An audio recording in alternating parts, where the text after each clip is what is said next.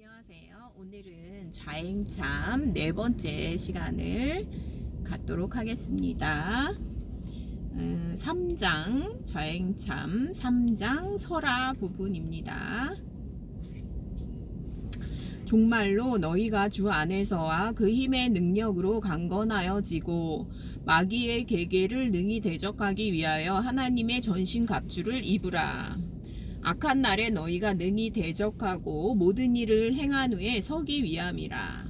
그런즉 서서 진리로 너희 허리띠를 띠고 흉배를 붙이고 신을 신고 방패를 가지고 투구와 검을 가지라. 기도하고 깨어 구하기를 항상 힘쓰며. 에베소서 6장 10절 11절 13절 18절.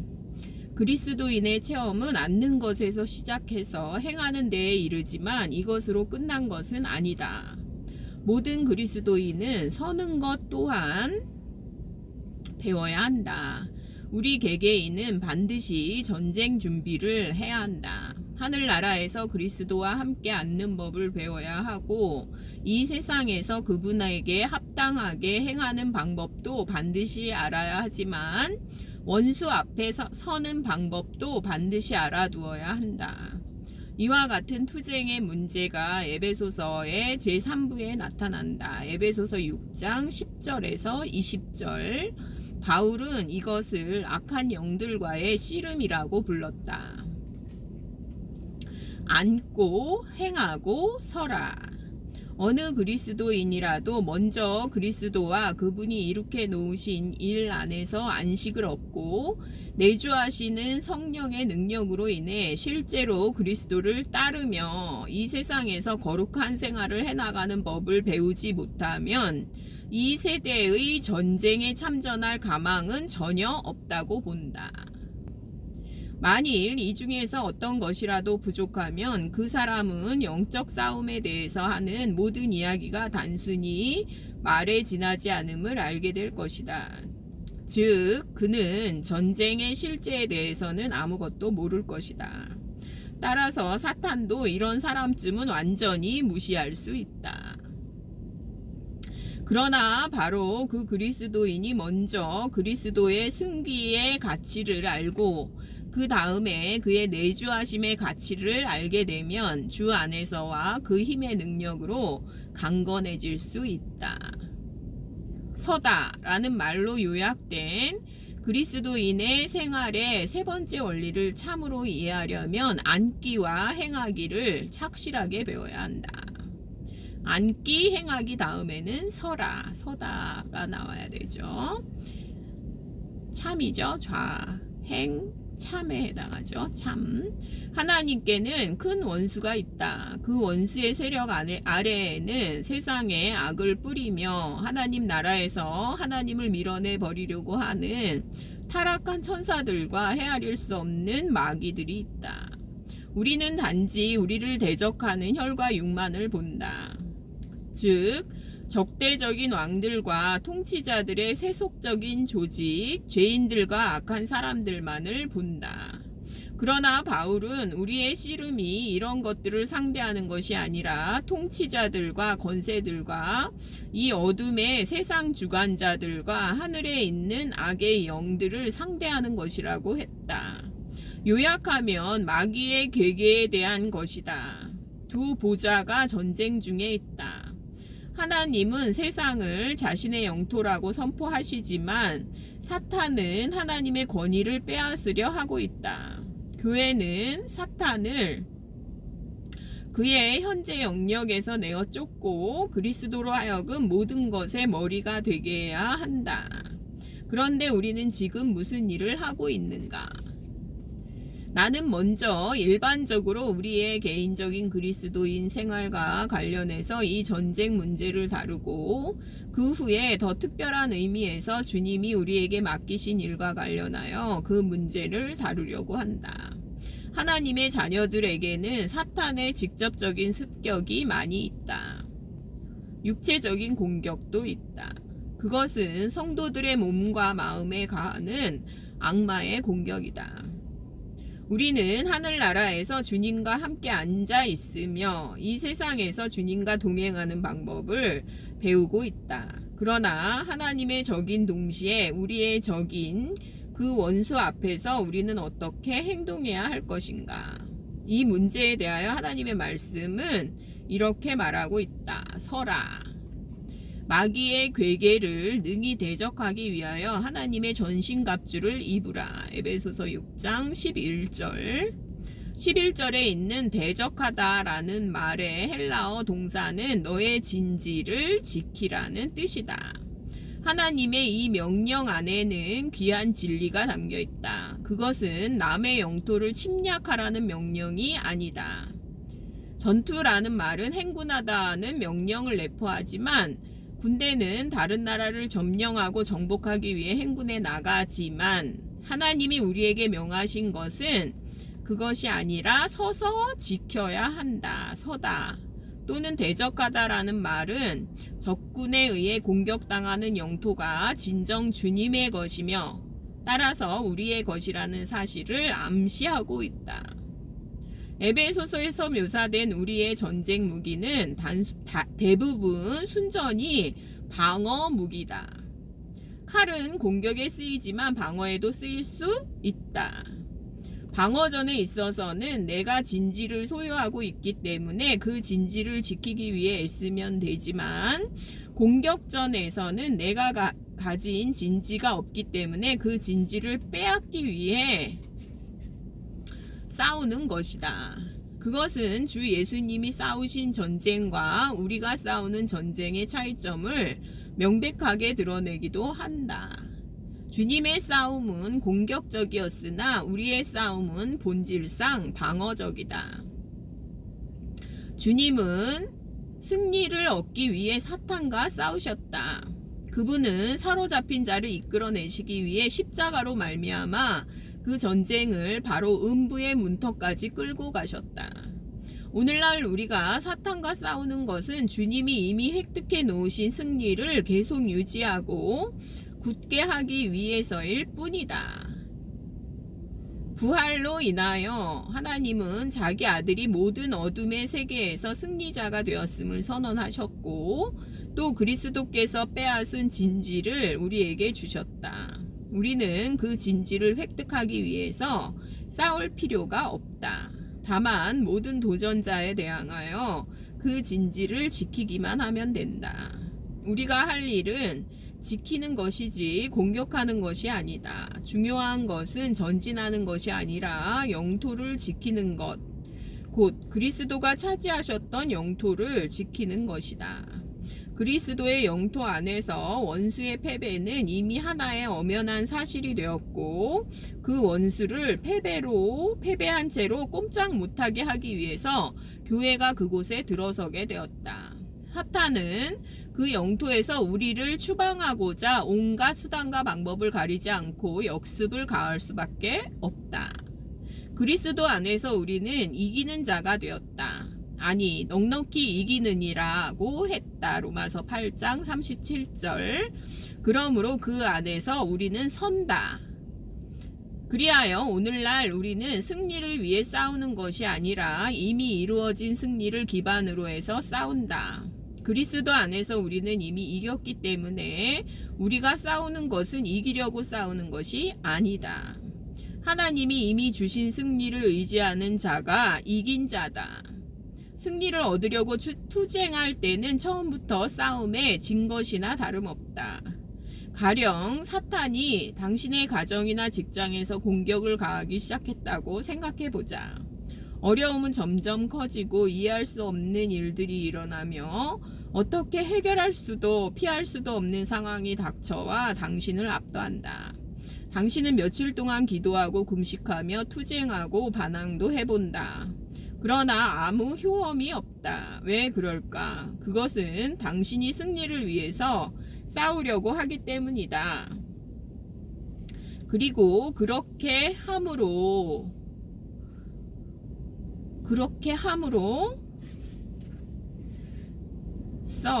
함으로써 당신은 그리스도 안에서 이미 당신의 것이 된 그 진지를 사탄에게 내어주고 있는 것이다. 왜냐하면 당신에게 승리는 여전히 멀리 있으며 훨씬 앞에 놓여 있는 것으로 도저히 그곳에 도달할 수 없기 때문이다. 지키려고 해야지 이거를 뭐 진지를 빼앗으려고 한다거나 싸우려고 한다거나 이러면 오히려 사탄에게 내준다는 거죠. 지게 된다는 거죠. 사탄을 없애려면 오직 내 주님의 입김만 필요할 뿐인데 나는 왜 공연히 평지풍파를 일으키려고 하는 것일까? 사탄은 단번에 영원히 패배하지 않았는가? 그렇다면 이 승리 또한 이미 얻은 것이다. 오직 앉은 자만이 설 수 있다. 행하는 능력과 마찬가지로 서는 능력도 처음에 그리스도와 함께 앉는 것에 달려있다. 그리스도인의 행함과 싸움은 다 똑같이 그 앉은 자리로부터 힘을 얻는다. 만일 하나님 앞에 앉아있지 않으면 원수 앞에 서기를 바라는 것은 불가능하다. 우리를 협박하죠. 사탄은 무엇이든지 협박을 하려고 그래요. 그러나 우리가 이미 천국을 따놓은 것이기 때문에 천국에 있는데요. 우리를 협박할 수 있는 것은 없다는 거를 알아야 된다는 거죠. 사탄의 첫째 목적은 우리를 범죄에 빠뜨리는 것이 아니라 주께서 우리에게 주신 완전한 승리의 진지에서 우리를 내쫓음으로 우리가 범죄하기 쉽게 만드는 것이다. 머리나 마음을 통해서, 즉 우리의 지식이나 감정을 통해서 사탄은 우리가 그리스도 안에 안식하는 것과 성령 안에서 행하는 것에 대하여 공격을 퍼붓는다. 방어하는 갑옷이 준비되어 있다. 투구와 흉배와 띠와 신이다. 이 모든 것 위에 믿음의 방패가 있어서 사탄의 맹렬한 창살을 막을 수 있다. 믿음의 방패. 그리스도는 높아지셨다. 우리는 하나님의 은혜로 구원을 받았다. 우리는 그리스도를 통해 하나님께 나아간다. 그리스도는 그분의 성령으로 말미암아 우리 안에 거하신다. 이게 믿음의 방패라는 거죠. 승리가 그리스도의 것이기에 우리의 것도 된다. 우리가 승리를 얻으려고 애쓰지 않고 단순히 그 승리를 유지하려고만 한다면 원수가 완전히 패배하는 모습을 보게 될 것이다. 다만 그리스도께서 이미 승리하셨으므로 그분을 찬양해야 한다. 그리스도는 승리자이시다. 이것은 순전히 그분에 대한 믿음의 문제다. 우리가 주님을 믿는다면 기도보다는 찬양을 더 많이 해야 한다. 주님에 대한 우리의 믿음이 더 단순하고 명백해질수록 그런 상황에서 기도는 더 적게 하고 찬양은 더 많이 하게 될 것이다.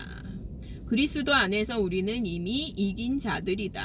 따라서 우리가 단지 승리를 위해 기도한다는 것은 그 기도가 찬양으로 가득 차 있지 않는 한 우리의 근본적인 위치를 포기함으로써 사실상 패배를 초래하는 것이 아닌가. 하나님이 당신의 눈을 새롭게 뜨게 해주셔서 당신 자신이 모든 통치와 권세와 능력과 주권과 모든 이름 위에 뛰어나신 분과 더불어 높은 곳에 앉아 있는 것을 보게 해주시기를 바란다. 당신 주위에는 여전히 어려운 일들이 있을 것이고 사자는 여느 때처럼 큰 소리로 으르렁거릴 것이다. 그러나 당신은 더 이상 이기기를 바랄 필요가 없다. 예수 그리스도 안에서 당신은 전쟁의 승리자이기 때문이다. 에베소서 6장은 그리스도인의 전쟁의 개인적인 면보다 더 많은 것과 관련이 있다. 그것은 또한 우리에게 맡겨진 하나님의 일, 곧 바울이 여러 번 언급한 바 있는 복음의 비밀을 알리는 일과 관계가 있다. 이것을 위해서 지금 우리는 말씀의 검으로 무장하고 그것과 꼭 함께 있어야 할 무기인 기도로 무장하는 것이다. 성령의 검, 곧 하나님의 말씀을 가지라. 모든 기도와 간구를 하되 항상 성령 안에서 기도하고 이를 위하여 깨어 구하기를 항상 힘쓰며 여러 성도를 위하여 구하라. 또 나를 위하여 구할 것은 내게 말씀을 주사 나로 입을 열어 복음의 비밀을 담대히 알리게 하옵소서 할 것이니 이 일을 위하여 내가 쇠사슬에 매인 사신이 된 것은 나로 이 일에 당연히 할 말을 담대히 하게 하려 하심이라. 에베소서 6장 17절 20절. 하나님을 위한 일과 관련해서 이 전쟁에 대한 이야기를 좀 더 해보겠다. 우리 주 예수님이 모든 통치와 권세 위에 뛰어난 자리에 앉아 계시고 또 만물이 그분의 발 아래 복종하게 된 것은 사실이다. 에베소서 1장 21절 22절. 우리가 범사에 우리 주 예수 그리스도의 이름으로 항상 아버지 하나님께 감사하게 되는 것은 이와 같은 완전한 승리를 알고 있을 때다. 하나님의 말씀을 가지라. 그 이름으로 기도하고 행동하는 것에 대해서 성경은 어떻게 말하는가? 진실로 너희에게 이르노니 무엇이든지 너희가 땅에서 매면 하늘에서도 매일 것이요 무엇이든지 땅에서 풀면 하늘에서도 풀리리라. 진실로 다시 너희에게 이르노니 너희 중에 두 사람이 땅에서 합심하여 무엇이든지 구하면 하늘에 계신 내 아버지께서 그들을 위하여 이루게 하시리라. 두세 사람이 내 이름으로 모인 곳에는 나도 그들 중에 있느니라. 마태복음 18장 18절 20절. 그날에는 너희가 아무것도 내게 묻지 아니하리라. 내가 진실로 진실로 너희에게 이르노니 너희가 무엇이든지 아버지께 구하는 것을 내 이름으로 주시리라. 지금까지는 너희가 내 이름으로 아무것도 구하지 아니하였으나 구하라. 그리하면 받으리니 너희 기쁨이 충만하리라. 그날에 너희가 내 이름으로 구할 것이요. 요한복음 16장 23절 24절 26절. 예수의 이름을 알지 못하고 구원받을 수 있는 사람은 단 한 사람도 없다. 또한 그 이름의 권위를 모르고 하나님께 유용하게 쓰임받을 수 있는 사람 역시 단 한 사람도 없다. 이름이 단순히 예수님이 지상에 계시는 동안 사람들에게 호칭되었던 이름이 아니라는 것을 분명히 말해주고 있다.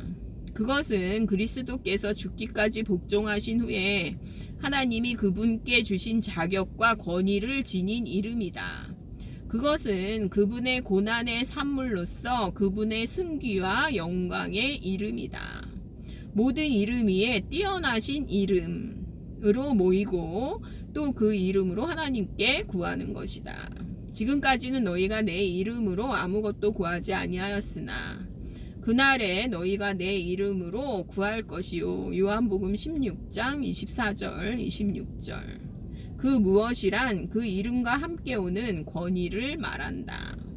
그리스도께서 승천하셔서 생긴 그 큰 변화를 보기 위해 우리의 눈은 반드시 열려야 한다.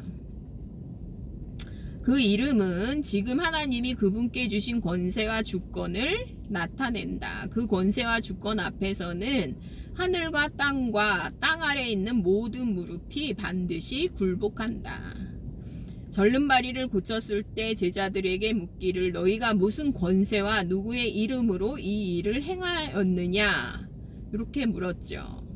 오늘날 그 이름이 우리에게 말해주는 것은 하나님이 그분의 아들에게 모든 권위를 위임하셨고 바로 그 이름 아래 이름 안에 권능이 있다는 것이다.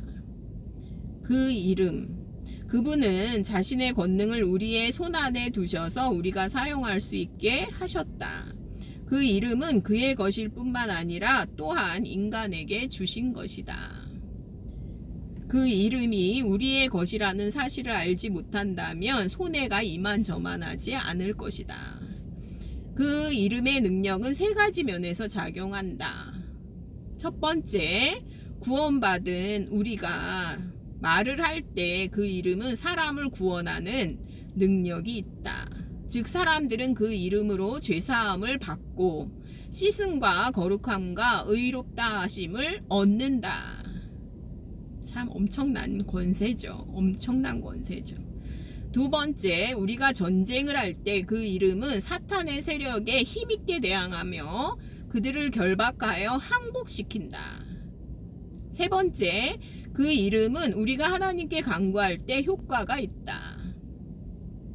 성경에는 너희가 내 이름으로 무엇을 구하든지와 같은 말들이 반복해서 나온다. 이와 같이 하나님이 자기 종들에게 자신을 위탁하신 일은 정말 놀랄 만한 일이다. 이 이름의 권능이 이렇게 크다는 거죠. 여기도 이제 그 참에 해당, 자행 참에 해당하는 3장 설화도 2번에 걸쳐서 나누어서 말씀을 나누도록 하겠습니다. 감사합니다.